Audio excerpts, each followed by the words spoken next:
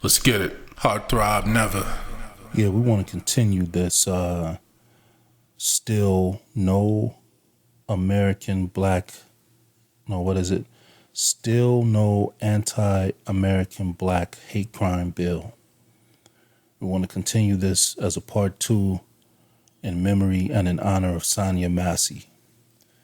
So hopefully and regretfully, maybe her untimely and unwanted sacrifice can be the catalyst to push forward this dialogue about a protection for American black people through legislation. So rest in peace, Sonia Massey. But as a part two to this talk from yesterday, we need to address the issue of how immigrants can come to the United States and latch on to American black people's plights and struggles and fight for civil rights and then automatically benefit from what we had to fight for ourselves. Now, one of the first things I want to throw out there is a particular situation over in Africa. You have when Zimbabwe was Rhodesia, they went through some stuff in apartheid over there too. And it was pretty terrible back then. And so, there's respect that goes out to all of the African nations that went through, injustices and fighting for their civil rights and independence. But I have to say with the but, we're talking about American black issues here in the Americas right now. So that's what we're focusing on. So basically, we have the issue of African immigrants coming to the United States. And when they come here, they retain their African immigrant status. They're not counted demographically amongst American black people. You see, that's another reason why we need to delineate and why we need specific protection for us, for American blacks. African immigrants in America, they're typically, they're counted separately from American blacks in demographic studies and government statistics. African immigrants, these individuals, obviously they're born in Africa and immigrated to the United States, and they often retain their national identities. So they're not culturally and culturally tied with us. They don't have an ethnic culture and a commonality that descends from slavery in America. Like our experience, American blacks' experience is unique. It's different. Not that they didn't have something similar going on with their descendancy from colonialism and apartheid in Africa, but our thing here in the Americas is different. It's a whole different thing. And so we can't have something that we fight for. Every time we fight for something, everybody else is able to latch on and benefit from it. This isn't a slight to anybody. This isn't we don't want you to have anything. This is something that is specific to us that we need for us. And Sonia Massey is obviously, proof of that, continued proof. From all of the countless American blacks that have been murdered unjustly by members of other ethnic groups. And most of the time, when there's a racial imperative involved with their murder, it's never talked about. But when you go into government statistics, black people are and have always been the main recipients of hate crimes towards them. We're the main recipients of that. So the fact that there was never a hate crime bill specifically for American blacks, like I said, it raises the question, okay, so what is this really about? What is it really about?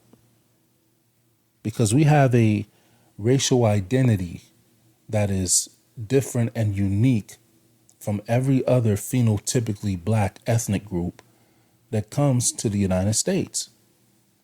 First off, we're not immigrants. We don't have immigrant status here in the US. We're American black people. Secondly, the same phenotypically black people that we thought were a part of our black family, there's too many of them that tell us that we're not a part of their culture, bloodline even, and that they don't want to have anything to do with us. Like, you can't hide it now. Like, it's out there. There's too many videos. There's too many, audio clips and too many things that have been seen and heard that prove the fact that there are many, people from Africa who don't like American black people. Yet you don't have that same smoke for the people who colonized y'all. Also, it's fine if you could get colonized as long as they can let you get a few of the crumbs off the table. And this ain't a disrespect, but this is what it sounds like. That's I don't understand how you want to be so quick out of your mouth to say that we come from you, but then at the same time say, well, no, you're not us.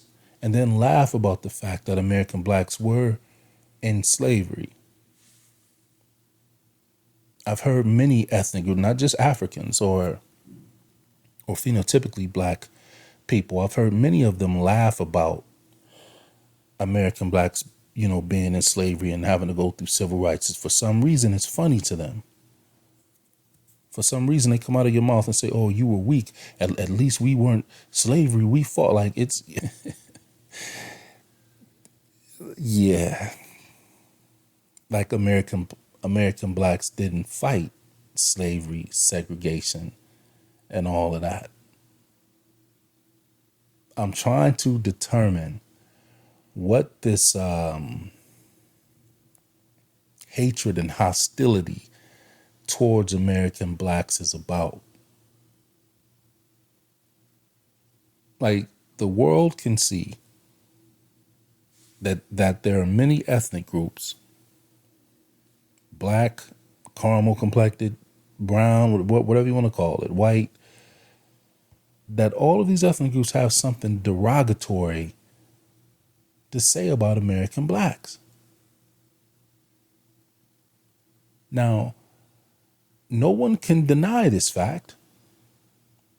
And we're not even talking about the systemic things that were put in place to disenfranchise American blacks. So we have all of this record, all of this history, all of this stuff that proves that the American black ethnic group has been a target of other ethnic groups' disdain and hostility for decades. Yet, there's no move for legislation for an anti-American black hate crime bill. And then we have Sonia Massey, people like Sonia Massey being gunned down at their home still. Multiple situations. Over and over again. It doesn't stop.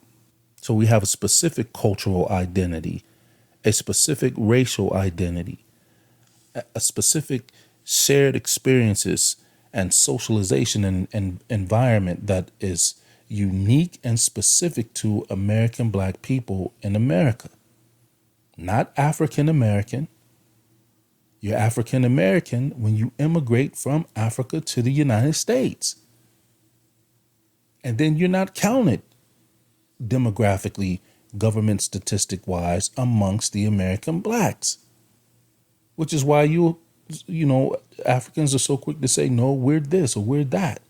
No, we're not those black people.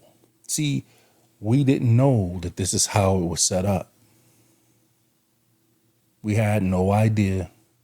It's funny, that's all I can really keep saying is we had no idea that this is what it was. Now, for me, I knew something wasn't right in certain environments and neighborhoods and things when I was younger, but I couldn't quite put my finger on it. Man, is it like I said in one of my other talks, it all makes sense now. Some of the behaviors and, little vibes towards you, you know what I'm saying? Like, you can't pick it up. You detect it, but you can't decipher what it is. Now I know. And experiencing that as a child, that's all the more reason for an anti-American black hate crime bill to be established. Because we're people floating around amongst people, and I'm not saying all members of the other ethnic groups or phenotypically black ethnic groups, and even other groups that aren't phenotypically black, I'm not saying all members have participated in this hostility and microaggression towards us, but there are far too many who have. And it's always been at our expense. By proxy, we're not knowing that we're having to acclimate to what they have going on. We didn't know. I've heard women talk about how their, African or immigrant grandmothers talk reckless and real shady about American black women. And men as well talk real shady and crazy about American black men.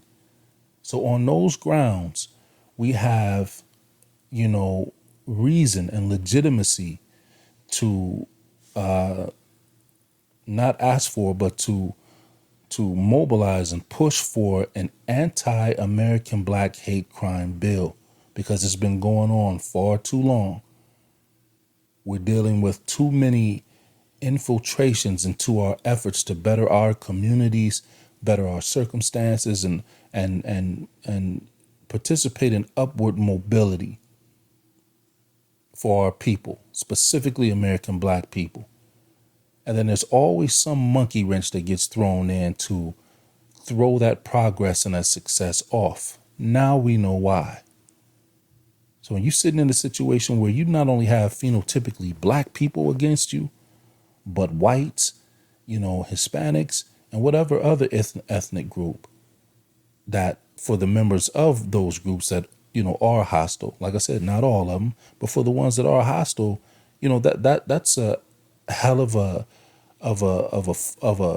opponent to try to deal with when you have so many people who will willingly stand up and say, no, we're not for that to pass in legislation, making it look like majority rule and making it seem as if the complaints that the American blacks have is illegitimate. They're not legitimate claims, but they are legitimate claims. And Sonia Massey's death won't be in vain. Hers and the other thousands of American black people who have died untimely. Their sacrifices is not forgotten. And maybe this has been something, like I said, to light a fire under me to get active in D.C. Once again, in honor of Sonia Massey, rest in peace. I'm out. Heart throb never.